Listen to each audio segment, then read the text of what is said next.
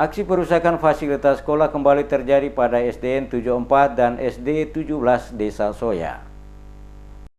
Sejumlah perabotan sekolah pada SD Negeri 74 dan SD Impres 17 Kayu Putih Desa Soya dihancurkan oleh sekelompok orang tidak dikenal. Kepala Sekolah SD Negeri 74 Kayu Putih Hia Riespati saat dimintai keterangannya menjelaskan kejadian diduga terjadi pada Kamis malam sekitar pukul 22.30 dan baru diketahuinya pada Jumat pagi. Kejadian pengerusakan ini bukan yang pertama kali, namun juga sudah pernah terjadi beberapa waktu sebelumnya. Sejumlah meja, kursi, termasuk pintu dan jendela sekolah juga ikut dirusak oleh oknum yang tidak bertanggung jawab. Dijelaskannya sebelum kejadian pada Kamis malam sekitar pukul 22, ia bersama dengan beberapa guru yang baru saja mengadakan rapat sekolah berpapasan dengan sekelompok pemuda yang sementara berkumpul dan menenggak minuman keras dekat dengan lokasi sekolah. Ada dugaan kerusakan yang terjadi dilakukan oleh kelompok pemuda tersebut. Pasca kejadian tersebut, pihak sekolah telah melaporkan ke perangkat aparat desa termasuk ke pihak kepolisian. Selaku kepala sekolah, ia menyesalkan sikap kepolisian karena pada kejadian sebelumnya pihak sekolah juga pernah membuat laporan langsung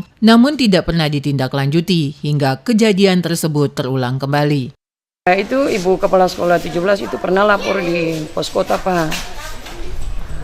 Tetapi sampai ini tidak ada tindak lanjut, ya tidak lanjut sampai sekarang. Ini lalu kedua kali ini mereka buat Pak. Kebetulan saya mau penilaian akreditasi nih.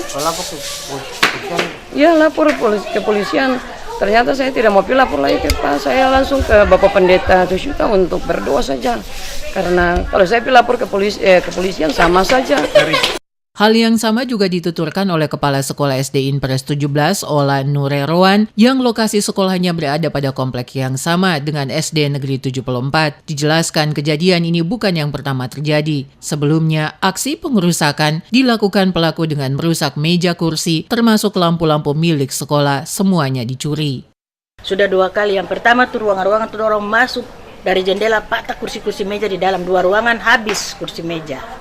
Jadi kalau yang tadi ini cuman pot-pot bunga di depan sini yang bikin rusak, terus bisa lampu-lampu itu dengan ketumpunya di sini terang, lalu angkat lampu-lampu yang ketum taruh sini semua, lalu bikin rusak bunga-bunga yang ketum tanam ini semua susah selesai. Tapi yang 3-4 bulan lalu itu yang kursi meja yang habis semua.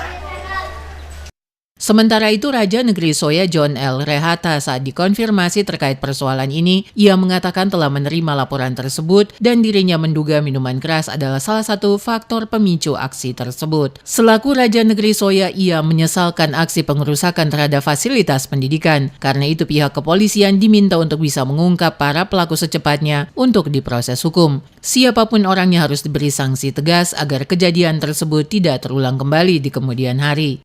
Terus kalau dibiarkan begitu, kan ini termasuk ya kelakuan terkutuk lah kalau saya mau bilang. Karena ini sarana pendidikan. Dan malulah kita di sini. Gitu. Jadi saya berpikir ya kalau sudah ditangani kepolisian, ya sebelum mereka lapor ke saya, itu kan sudah ada pemberitahuan ke kepolisian. Saya bilang teruskan saja. Sebab kita juga nggak tahu ini anak-anak di dalam negeri sendiri atau anak-anak luar yang ikut teman-teman lalu minum. Nah itu. Nah sumber masalah itu saya tahu dari minuman keras, nggak ada lain itu.